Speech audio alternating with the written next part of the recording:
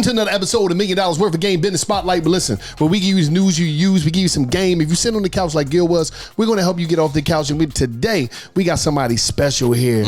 We got MTB Car Rental Academy. Listen, man, he's going to give you game, man. My man Mike going to give you the game on, how to rent your whip. I'm telling you, you got that nice car, but he's not just going to give you game on how to rent the whip. He's going to give you game on how to set up your own situation where you could be going to get other people whips and renting them out. I don't care where you live at. Where you live in Texarkana, Arkansas, you live in Dallas, Texas, you live in Norristown, Pennsylvania, you live in Trenton, New Jersey, you live in Buffalo, New York, you live in Boston, Massachusetts. I don't care where you are. He's going to teach you how to set up your own car rental. No Turo, you don't need nothing else. You're going to set up your own car rental business because he's doing it right now in Dallas, Texas. He's making moves. People are shipping cars to him from all across this country, and he's renting their cars for him. And not just he's renting their car for him, they're making so much money that they don't even want to drive the car. They don't even want their car back. And I'm talking about luxury. I'm talking about exotic cars. This is next level game now.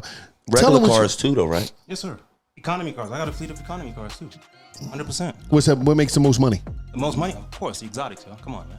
The money I make on one exotic on a weekend is what I make on economies a whole year. You can't compare. Damn. 100%, yeah. Yeah, ask my man Carter. Ask Carter how much I made. So how much to rent a Lamborghini for the weekend? Average between $1,500 and $2,000 a day.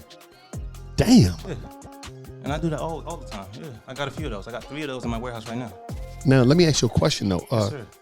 The thing is, one more thing. This is very important. He's not just going to teach you how to rent your whip, and go to rentyourwhip.com. That's where you're going to get all the information and this free course. He's giving you a free course. I'm talking about MTB Car Rental Academy is giving you a free course. They're giving you a free course. So what you need to do, you need to go to rentyourwhip.com and get that free course. He's going to give everybody the game on how to set up their own business, their own Turo, not Turo, but their own thing that's like that, and run the game up. Okay, let me ask you this question. What's the difference between your own personal rental car business and Turo? That's a good question. See, the problem is, right, a lot of people use these platforms. The problem, you don't own the book of business. Right? I'm all about creating my own platform. I'm not building up the next guy's platform. See, when you use these platforms, you're building up their platform. You don't have the renter's phone number. You don't have their email address. But when people come to me, I've got all that data. So now I can remarket and retarget to them. That's the biggest difference. Not only that, you keep 100% of your bread. On these platforms, they're taking up to 40% from you. So I'm not with that. So I'd rather, my cheapest car on my platform goes for $300 a day. On these platforms, the same car is running out for $30 a day, $40 a day. Okay, so your cheapest car is $300. What car is that? I do a Porsche Panamera. I got a Porsche Panamera that I rent out for $300 a day. Okay. I got economy cars I'm renting out for $40 a week, $400 a week. $400. For a Toyota Camry, like a 2014 Toyota Camry. $400 a week. I only do weeklies with those. Yeah. Okay. And people have those joints for months. Damn. Yeah. So each economy car nets me $1,000 a month. That's the way I run the play. Like, I'm not buying brand new. See, that's the mistake people make. They go out there, they go buy brand new economy cars. I'm not doing that. I'm gonna go get me a 10, 15-year-old economy car. I'm gonna give that to gig economy workers, right? I post that stuff on Facebook Marketplace for $300 to $400 a week. I'll provide the insurance, commercial insurance. They take those cars, they're gone for months, paying me $300 to $400 a week per car. Each month, I'm making $1,000 minimum per car. Within 3-4 months, that economy car is paid off. I'm buying them for like $4,000 or $5,000. It's paid off. Everything after that point is profit. And that's the economy car play. You know what? You know why I know it's the truth? Because back when I was a youngin' and I used to rent cars, every time it was time to take that motherfucker back, you like, can we extend it? There you go. Can we extend it? Extend it again. Because it's like you got a nice clean whip, but we ain't do that with Cousin Nessa. No, but because it's like when you get the car, after you have it for a certain amount of time, you get comfortable with it. Right. You feel what I'm saying? It's like, fuck it, I could just go online or I could just extend it. Yeah. Fuck it, let's just extend it. So a lot of times it's almost like when you got the spaces that hold your clothes and your furniture, and you put that stuff in there with the intentions, I'm gonna get it out in 2 months, and then that shit be in there for 3 years. Yep. You know what I mean? So I understand what he's saying. Guess what, Gilly? People do the same thing with exotics. Yeah. My Lambo was gone for 2 months, paying me $30,000 a month. Damn. My BMW i8, I was renting that mug for $5.99 a day. A kid came in there. This was December of 2021. He had my BMW i8 for a whole year, paying me $4,700 a week. A whole year, BMW i8. So he paid me over $180,000. It's private rentals. Why would I go do Turo or another platform when I can make that kind of money running directly to customer? That's what I teach people how to do. See, a lot of people make mistakes. They listen to these gurus on YouTube, right? Telling them to go out, go buy 30 cars in 30 days. When you do that, you put that on your personal credit, you mess up your personal credit. After you do that, you put a bunch of cars in your personal credit, you can't even qualify for a cell phone after that. So people that come into my academy, I teach you how to start off properly, okay? The first mistake people make is they don't have an LLC. You gotta form an LLC. Start your car rental company with an LLC. But don't go call it Gilly Exotics. You know why? Because car rentals is a high risk industry. That's what people don't know. It's like trucking. Trucking is high risk. Cannabis is high risk. So you gotta set your LLC up as a business consultant. Because banks like that. So now you can get funded. Okay? Now you can get your cars easy. Okay? And I teach people in my academy how to do that the right way. We set up a parent company, a business consulting parent company. And underneath that, you can set up Gilly Exotics or Wallow Exotics. That's the way to structure your LLC. Now, once you do that, you go to a bank like Bank of America, go get a small business auto loan from them. Bank of America, under your LLC, will give you four car approvals. Okay, so you can get 4 cars with Bank of America. You can go to PNC Bank, go get that. You can go to US Bank, go get that. Okay, so now you can get your cars under your business LLC, not your personal. So that way, if you ever need to go get a house, you can easily buy a house. You don't want to tie down your personal credit. It's all about OPM. You got to leverage other people's money in this game. Don't over leverage yourself. Okay, that's the game. So once you've done that, now we move over to buying the cars. You got to go buy the right cars. I always teach my mentees, understand who your target audience is. You need to define your avatar. Okay, what do I mean by that? So picture who your ideal customer is, down from like their race, their age, demographics, all of that. Like I got the exact picture of my clientele, and don't judge me. My clients are mostly like, they in the club all the time, they gangbangers, they dope boys, but guess what? They take care of my cars. They pay me good money. They pay me cash. They don't mind if they smoke up in my car. They don't mind paying a fee. They don't care. So they take care of my cars. They bring them back. If they scratch my car, they scratch my rims, I'm keeping your deposit. They don't mind. They cool with that. How much is deposit?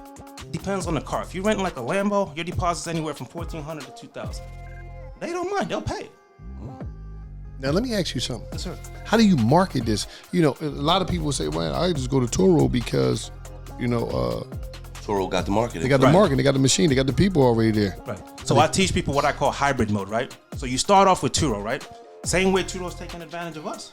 Let's flip the script on them, okay? So now you go to Turo. I teach them how to get customers off of that platform onto your platform. Okay, so you start off, you build up your book of business that way, right? And then we can go to Facebook. We use organic means of marketing. You can use Facebook Marketplace. Put your cars on there. People will blow you up every day, and it's free. After that, as you start to scale up, now you can start doing paid ads.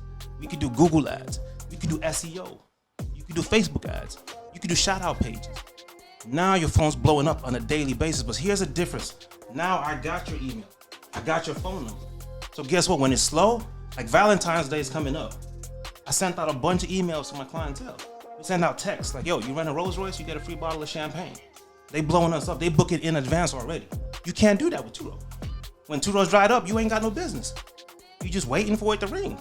But with private rentals, you could proactively go reach out to them, remarket your customers, and that's how you keep getting the money steady regular. How much do it cost to start Give this? me that website again. Rentyourwhip.com. Go to rentyourwhip.com and get a free course. He's going to give you the whole free course. Rentyourwhip.com. But how much money do you need to set this up? Guess what? You can get started today with no cash, no cars, no credit. Okay, so in the car rental business, it's something we call brokers. Okay, so I advise a lot of people, if you ain't got no money, that's fine. Go be a broker.